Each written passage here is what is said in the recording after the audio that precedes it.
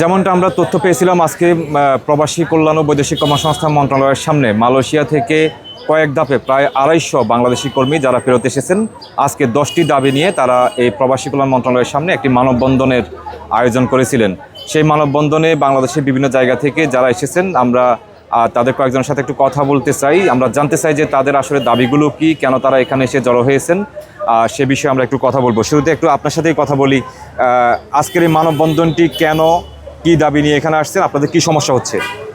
আসসালামু আলাইকুম। আমাদের আজকের দাবি হচ্ছিল, আমাদের কোম্পানি অনেক নির্যাতন করে আমাদেরকে ব্লক লিস্ট করে মালয়েশিয়া থেকে পাঠিয়ে দিচ্ছে। এক নাম্বার, আমাদের যে পাসপোর্টগুলো মালয়েশিয়াতে আটকানো রয়েছে সে পাসপোর্টগুলো আমরা ফেরত পেতে চাই এবং কি আমাদের ব্লক লিস্টে উড়াই দিতে চাই।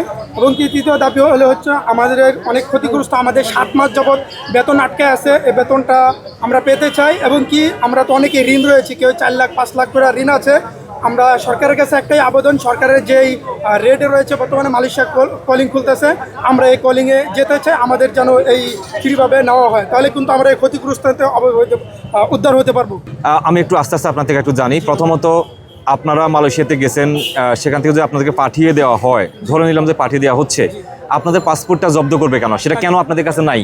এটা হচ্ছে কোম্পানি, আমাদের কিছু লোকের ভিসা ছিল না, ওটা ইমিগ্রেশনে ফিঙ্গার দিয়েছিল, ওরা টাকার জরিমানা দেয় নাই। আমাদের জরিমানা না দেওয়ার কারণে ওই ইমিগ্রেশনের পাসপোর্টগুলো আটকে রাখছে। তো আটকে রাখার পরে আমাদের কোম্পানি আর খাবার দাবার কাজও দিতে আসে না, এমনকি ক্লিনিক বন্ধ করে দিয়েছে, সব কিছু বন্ধ করে। আমরা 4 মাস যাবত রুমে বসে রয়েছি, দেশের থেকে টাকা আইন নাই না খাইতেছি। আর আমি জেলে ছিলাম 46 দিন, কোম্পানি আমার ভিসা লাগাই দেয় নাই, এ কারণে আমার ভিসা ছিল না, আমাকে ইমিগ্রেশন জেলে হলে আমরা 5 জন জেলে ছিলাম। ওখানে দালালকে টাকা দিই প্রায় 2 লাখ 2.5 লাখ টাকা করে, ওখানেও মার খাই। এবার একটু বলেন, আমরা শুরু থেকে যেমনটা জানি মালয়েশিয়াতে আমাদের বাংলাদেশি কর্মীরা যায় হচ্ছে 78,000 টাকা দিয়ে, সর্বোচ্চ 79,000 টাকা হয় সেটা। তো 79,000 টাকার জায়গাতে আপনারা এত টাকা দিয়ে কেন গেলেন? আমাদের সাথে কিছু লোক 7 লাখ টাকাও দেওয়া গেছে, 7.5 লাখ টাকা দেওয়া গেছে, 6 লাখ 6.5 লাখ। কারণ আমরা দালালের চক্রে পড়ে গেছি। দালাল যখন আমাদের থেকে টাকাটা নেয়, পাসপোর্টটা নেয়, পাসপোর্টটা নেওয়ার পর আটকে দেখো তোমার ভিসা আর দাম বেড়ে গেছে, আরও টাকা লাগবে তোমার বিমানের, তখন তো আমরা হাই হতাশ, পাসপোর্টও দিবে না। তখন আমরা কী করবো? তখন বাধ্য হয়ে আমাদের টাকাটা দিতে হয়।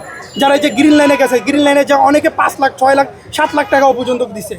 তারা যায়, ওখানে যায়, আমরা কাজ পাই নাই, যায় আমার যাওয়ার পর থেকে মনে করেন নির্যাতন, রুম নাই, ঠিক মতন রুম নাই, ক্লিনিক নাই, আমরা ক্লিনিকেও যেতে পারি না। আমরা কি দেশের থেকে টাকা আইন না খাইছে, একজন 40,000 50,000 মাস আইন না, 4 মাস টানা আমরা বসেছিলাম। আপনারা যে গেলেন, আপনাদের কন্ট্রাক্ট কত বছরের ছিল? আমাদের কন্ট্রাক্ট ছিল 3 বছর, কারো 2 বছর হয় নাই, 2 বছর আগে পাঠাই দিছে।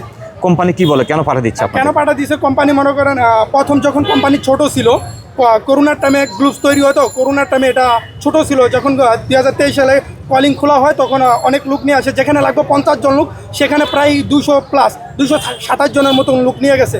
লোক নিয়ে যাওয়ার পর কাজ দিতে পারে না, তারা কাজও দিতে পারে না, বেতনে দিতে পারে না।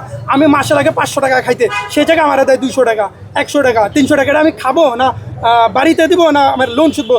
যারা কিস্তি নিয়ে গেছে, যারা নুন নিয়ে গেছে, তাদের টাকা বাড়তে বাড়তে 3 লাখের জায়গায় 5 লাখ হয়ে গেছে, কারো 7 লাখ হয়ে গেছে, কারো 6 লাখ হয়ে গেছে।